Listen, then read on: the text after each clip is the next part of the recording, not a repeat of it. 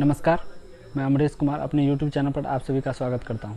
चलिए, ज्योग्राफी के आज एक टॉपिक चक्रवात एवं प्रतिचक्रवात को हम लोग आज देखते हैं। आज पढ़ेंगे चक्रवात और प्रतिचक्रवात के बारे में कि चक्रवात क्या है और यह किस क्षेत्र में आता है और इसके आने से मौसम पर क्या प्रभाव पड़ता है। इन सब चीज़ों को हम लोग देखेंगे। देखिए, यहाँ चक्रवात अर्थात साइक्लोन। चक्रवात दो शब्दों से मिलकर बना है, चक्र जोर वात। चक्र का मतलब होता है घूमना और वात जो है पर्यायवाची है किसका? हवा का। अर्थात हवाएं जब चक्र के आकार में जब घूमने लगे तो उसी को हम लोग क्या कहेंगे? चक्रवात कहेंगे। चक्रवात आता किस क्षेत्र में है, उन चीज़ों को देखते हैं।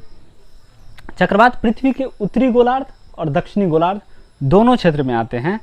और उत्तरी गोलार्ध में जो आता है चक्रवात, उसकी दिशा क्या होती है, दक्षिणी गोलार्ध में जो आती है उसकी दिशा क्या होती है, इन चीज़ों को हम लोग देखते हैं।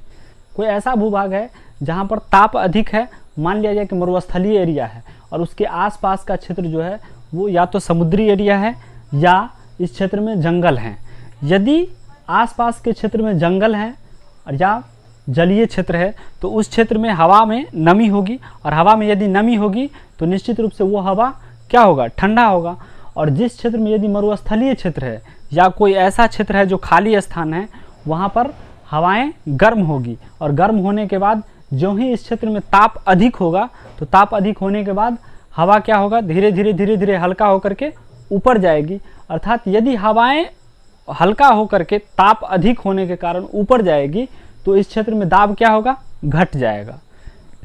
यदि इस क्षेत्र में दाब घटा तो आसपास में जो जलीय क्षेत्र है या इस आसपास में जो वनस्पतियां हैं उस क्षेत्र की जो ठंडी हवा है वो तेजी से आकर के इस खाली स्थान को भरने के लिए आएगी। और ज्यों ही हवाएं तेजी से इस खाली स्थान को भरने के लिए आएगी तो इस पर फेरल का नियम लागू हो जाएगा। ज्यों ही हवा इधर अंदर की ओर प्रवेश करना चाहेगी, फेरल का नियम कहेगा हवा को कि रुको, वैसे डायरेक्ट नहीं जाने देंगे। तो इस पर फेरल का नियम लागू होगा और हवाएं जो ऐसे जाना था वो हवा घूम जाती है। कैसे? इस तरह से। अर्थात जब पृथ्वी के उत्तरी गोलार्ध में इस तरह का कंडीशन बनता है कि अंदर में यदि कहीं पर लो प्रेशर है और बाहर से हाई प्रेशर वाला क्षेत्र से हवाएं जब तेजी से जाती है तो वो हवा जो है वो घूम जाती है इस तरह से। अब इस चित्र में आप देख सकते हैं कि हवा को मैंने पहले जो हवा आ रही थी उसको हमने दिखाया है कि हवा को आना था जो ब्लैक कलर में हमने दिखाया उस तरह से, परंतु हवा आने के बाद अपना दिशा बदल लेती है। किस तरह से? जिस तरह से हमने रेड कलर में दिखाया। अर्थात इसमें देखिए आप घड़ी की सुई के विपरीत दिशा में हवाएं चक्कर लगाने लगती है। इस क्षेत्र में उत्तरी गोलार्ध में जो चक्रवात होगा उस चक्रवात की दिशाएं क्या होगी? घड़ी के सुई के विपरीत दिशा में होगी। ठीक उसी तरह दक्षिणी गोलार्ध की यदि बात किया जाए तो दक्षिणी गोलार्ध में यदि ठीक इस तरह के कंडीशन बनते हैं कि अंदर में लो प्रेशर का क्षेत्र है और बाहर हाई प्रेशर का क्षेत्र है, अंदर निम्न दाब और बाहर यदि उच्च दाब है, तो उच्च दाब की तरफ से हवाएं जोर से निम्न दाब की तरफ बढ़ेगी और ज्यों ही बढ़ेगी तो इस पर भी फेरल का नियम लागू हो जाएगा।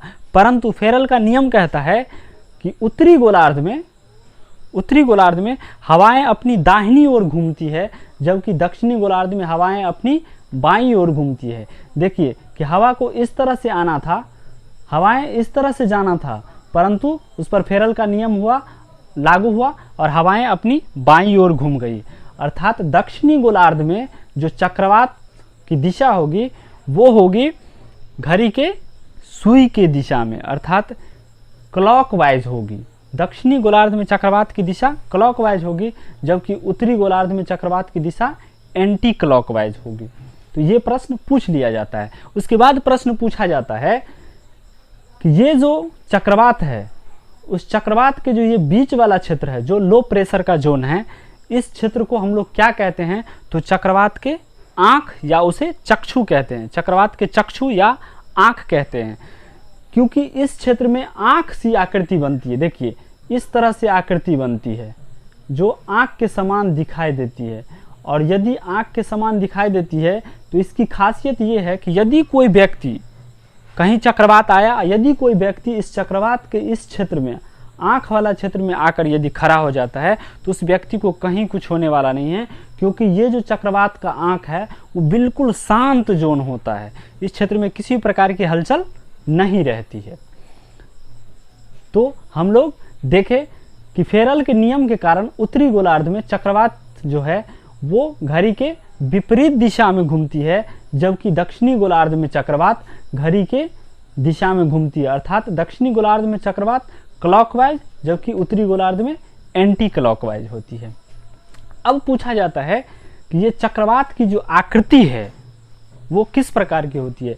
तो चक्रवात की जो आकृति है वो भी आकार की होती है। जिस तरह से हम लोग अल्फ़ाबेट में देखते हैं भी को, भी की जिस प्रकार की आकृति होती है ठीक उसी प्रकार की आकृति होती है चक्रवात की, या कह सकते हैं कि अंडा के आकार में चक्रवात होता है। उसके बाद है कि चक्रवात दो प्रकार के होते हैं। चक्रवात दो प्रकार के होते हैं, एक है शीतोष्ण कटिबंधीय चक्रवात अर्थात सब ट्रॉपिकल साइक्लोन, और दूसरा है कि उष्ण कटिबंधीय चक्रवात ट्रॉपिकल साइक्लोन। अब इसको हम लोग समझते हैं। देखिए शीतोष्ण कटिबंध क्या है, हम लोग वैसे ज्योग्राफी में पढ़ेंगे कि कटिबंध क्या है, किस क्षेत्र में किस प्रकार की वनस्पतियां पाई जाएगी, वो ताप के आधार पर कटिबंध को बांटा गया है, उन सब चीज़ों को हम लोग देखेंगे। परंतु तत्काल हम इस टॉपिक को समझने के लिए हम लोग इसको देखते हैं। देखिए यहाँ कह रहा है कि शीतोष्ण कटिबंधीय चक्रवात, शीतोष्ण कटिबंधीय जो क्षेत्र है वो यहाँ यदि आप देख पा रहे हैं तो यहाँ देखिए कि पृथ्वी के जो ये भाग हैं अर्थात 0 डिग्री अक्षांश से ऊपर 23.5 डिग्री से लेकर 66.5 डिग्री ऊपर वाला जो क्षेत्र है अर्थात कर्क रेखा से लेकर के आर्कटिक रेखा तक का जो क्षेत्र है उत्तरी गोलार्ध में, ये जो है शीतोष्ण कटिबंधीय क्षेत्र कहलाता है। ठीक उसी तरह नीचे 23.5 डिग्री मकर रेखा से लेकर 66.5 डिग्री अंटार्कटिक रेखा तक का जो क्षेत्र है, ये क्षेत्र अर्थात यहाँ से लेकर यहाँ तक का जो क्षेत्र है ये कहलाता है शीतोष्ण कटिबंधीय क्षेत्र। ठीक उसी प्रकार यहाँ 23.5 डिग्री नॉर्थ से लेकर 66.5 डिग्री नॉर्थ तक का क्षेत्र कहलाता है शीतोष्ण कटिबंधीय क्षेत्र। अर्थात इस क्षेत्र में जो चक्रवात आएंगे उसे हम लोग कहेंगे शीतोष्ण कटिबंधीय चक्रवात। हम लोग जानते हैं कि शीतोष्ण कटिबंधीय क्षेत्र जो होगा वहाँ शीतोष्ण, जहाँ शीत और उष्ण दोनों का मिलन क्षेत्र होगा, ना ही ज़्यादा गर्मी पड़ेगी और ना ही ज़्यादा ठंडी पड़ेगी। तो यदि ज़्यादा गर्मी नहीं पड़ेगी तो हम लोग अभी देखा कि जहाँ ज़्यादा गर्मी पड़ेगी तभी हवाएं गर्म होकर के ऊपर उठेगी। यदि ज़्यादा गर्मी नहीं पड़ेगी तो इस क्षेत्र में यदि चक्रवात आएगा भी तो वो उतना खतरनाक चक्रवात नहीं होगा। अर्थात ये प्रश्न पूछ लिया जाता है कि शीतोष्ण कटिबंधीय क्षेत्र में जो चक्रवात आते हैं वो किस प्रकार के होते हैं। तो शीतोष्ण कटिबंधीय क्षेत्र के जो चक्रवात है वो उतना हानिकारक नहीं होता है। उसके बाद है कि उष्ण कटिबंधीय चक्रवात, चक्रवात का दूसरा रूप है उष्ण कटिबंधीय चक्रवात। नाम से ही पता चल रहा है उष्ण मतलब गर्म, अर्थात जिस क्षेत्र में ज़्यादा गर्मी पड़ेगी उस क्षेत्र में जो चक्रवात आएंगे वो उष्ण कटिबंधीय चक्रवात होगा। अब देखिए ये जो 0 डिग्री अक्षांश है, विषुवत रेखा है, भूमध्य रेखा जिसको कहते हैं, वहाँ से लेकर कर्क रेखा तक ऊपर 23.5 डिग्री जो है नॉर्थ में कर्क रेखा, और ठीक उसी तरह 0 डिग्री अक्षांश से नीचे यदि 23.5 डिग्री मकर रेखा का क्षेत्र देखेंगे तो ये सभी जो क्षेत्र हैं, देखिए ये जो क्षेत्र हैं इस क्षेत्र में गर्मी ज़्यादा पड़ती है, क्योंकि हम लोगों को पता है कि भूमध्य रेखा पर, विषुवत रेखा पर सूर्य की किरणें लंबवत पड़ती हैं, और इस क्षेत्र में जो गर्मी ज़्यादा पड़ेगी तो इस क्षेत्र में जो चक्रवात आएंगे वो उष्ण कटिबंधीय चक्रवात होगी। और उष्ण कटिबंधीय चक्रवात जो है उसके बारे में कहा जाता है कि यह चक्रवात जो है वो बहुत ही विनाशकारी होगा, क्योंकि इस क्षेत्र में अधिक ताप पड़ने के कारण इस क्षेत्र की हवाएं गर्म होकर के ऊपर उठेगी, और आसपास में जो समुद्री क्षेत्र होगा या वनस्पतियां वाला जो क्षेत्र है, जंगल क्षेत्र होगा, वहाँ की हवाएं तेज़ी से उस खाली स्थान को भरने के लिए आएगी और उस पर फेरल का नियम लागू होगा, और ठीक इसी तरह से हवाएं चक्राकार में घूमना प्रारंभ कर देगी।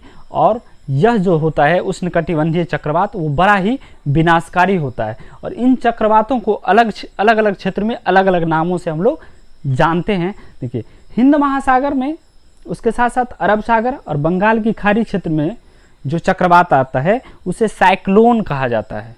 वैसे तो चक्रवात को साइक्लोन कहा ही जाता है, परंतु इस क्षेत्र में हिंद महासागर, अरब सागर और बंगाल की खाड़ी क्षेत्र में इसे साइक्लोन कहा जाता है, जबकि बांग्लादेश में इसे नीलम और नरगिस के नाम से जानते हैं। पूछा जाता है कि नीलम और नरगिस के नाम से किस देश में चक्रवात का नामकरण किया गया है, तो बांग्लादेश में नीलम और नरगिस के नाम से चक्रवात का नामकरण किया गया है।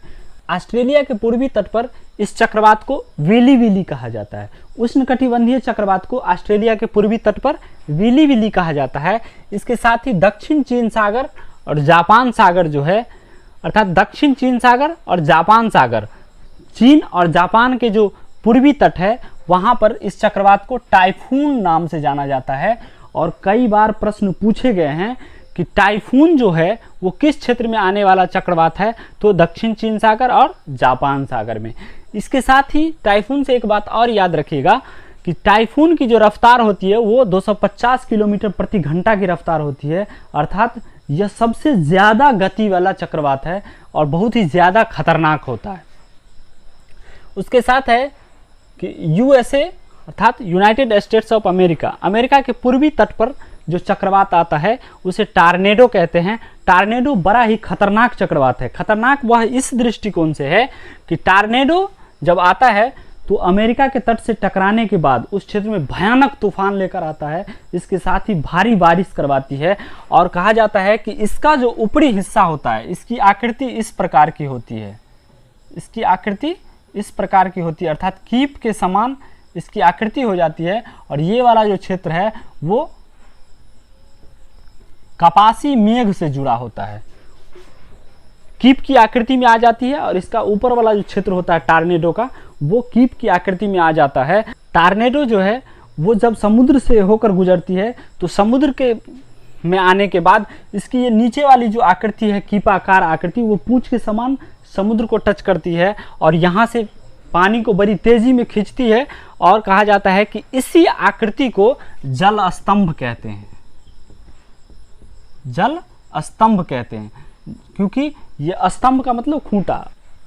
उसके बाद है कि कैरेबियन सागर एवं मैक्सिको की खाड़ी में उष्णकटिबंधीय चक्रवात को हरिकेन के नाम से जाना जाता है। पूछा जाता है कि हरिकेन के नाम से किस क्षेत्र में चक्रवात को जाना जाता है, तो कैरेबियन सागर और मैक्सिको की खाड़ी में उष्णकटिबंधीय चक्रवात क्या कहलाता है, तो हरिकेन कहलाता है। उसके बाद एक प्रश्न पूछा जाता है कि चक्रवात की तीव्रता को हम लोग किससे मापते हैं, तो चक्रवात की तीव्रता को टी स्केल के द्वारा मापा जाता है। किसके द्वारा, टी स्केल के द्वारा चक्रवात की तीव्रता टी स्केल के द्वारा मापा जाता है। उसके बाद है आगे हम लोग देखते हैं कि प्रति चक्रवात किसे कहेंगे। देखिए, अर्थात जब चक्रवात आएगा, एक प्रश्न पूछा जाता है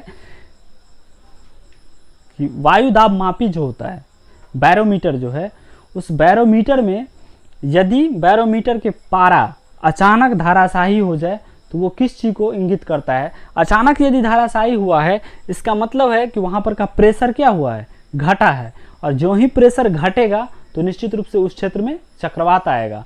परंतु यदि वायु दाब मापी जो है उसका पारा यदि धीरे धीरे धीरे धीरे ऊपर चढ़ रहा है, इसका मतलब है कि मौसम साफ रहेगा, अर्थात वातावरण शांत रहने की संभावना है। तो उस समय उस कंडीशन में प्रतिचक्रवात आने की संभावना बनती है। अब देखते हैं कि प्रतिचक्रवात किसे कहते हैं, एंटी साइक्लोन किसे कहते हैं। साइक्लोन चक्रवात जो है ठीक उसके उल्टा है एंटी साइक्लोन प्रतिचक्रवात। देखिए, ये हमने यहाँ 0 डिग्री अक्षांश इंगित किया है कि 0 डिग्री अक्षांश है, अर्थात इससे ऊपर वाला क्षेत्र उत्तरी गोलार्ध, इससे नीचे वाला क्षेत्र दक्षिणी गोलार्ध। अब देखिए कि यदि उत्तरी गोलार्ध में ये बीच का क्षेत्र जो है, यदि ये हाई प्रेशर जोन क्रिएट करता है और बाहर यदि लो प्रेशर जोन है, अर्थात अंदर में उच्च वायुदाब है, बाहर निम्न वायुदाब है, तो उच्च वायुदाब से हवाएं तेजी से किधर जाएगी, निम्न वायुदाब की ओर। और निम्न वायुदाब की ओर जो ही हवाएं तेजी से जाएगी, इस पर भी फेरल का नियम लागू होगा। और फेरल का नियम लागू होगा तो ये इस तरह से क्लॉकवाइज क्या होगा, घूमना प्रारंभ कर देगा। अर्थात हवाएं जब क्लॉकवाइज घूमना प्रारंभ कर देगा तो इसे हम लोग कहेंगे क्या चीज, तो प्रतिचक्रवात कहेंगे, क्योंकि अंदर में हाई प्रेशर का जोन है और बाहर लो प्रेशर का जोन है। हाई प्रेशर से हवाएं जब लो प्रेशर की ओर जाती है और जब अंदर से हवाएं बाहर की ओर जाती है तो इसे हम लोग प्रति चक्रवात कहते हैं। तो पूछा जाता है कि प्रति चक्रवात में उत्तरी गोलार्ध में हवाएं जो है वो किस प्रकार से घूमती है, तो क्लॉकवाइज, देखिए घड़ी की सुई की दिशा में घूम रही है, अर्थात क्लॉकवाइज घूमती है। जबकि प्रति चक्रवात में दक्षिणी गोलार्ध में हवाएं एंटी क्लॉकवाइज घूमती है। यही से प्रश्न पूछा जाता है कि प्रति चक्रवात में दक्षिणी गोलार्ध में हवाएं तो एंटी क्लॉकवाइज, जबकि उत्तरी गोलार्ध में प्रति चक्रवात में हवाएं क्लॉकवाइज घूमती है। दो चक्रवात के बीच में कम से कम एक प्रति चक्रवात अवश्य आएगा, और प्रति चक्रवात जब आता है तो समझिए कि मौसम साफ रहने की संभावना है, अर्थात चक्रवात विनाशकारी होता है जबकि प्रति चक्रवात विनाशकारी नहीं होता है। आई होप कि आप इन चीज़ों को समझे होंगे। यदि इन चीज़ों को आप समझे हैं तो आप मेरे चैनल को सब्सक्राइब कीजिए, लाइक कीजिए और अपने दोस्तों के बीच शेयर कीजिए, साथ ही हमें कमेंट कीजिए। चलिए फिर किसी नेक्स्ट टॉपिक पर हम लोग मिलेंगे आगे, तब तक के लिए धन्यवाद।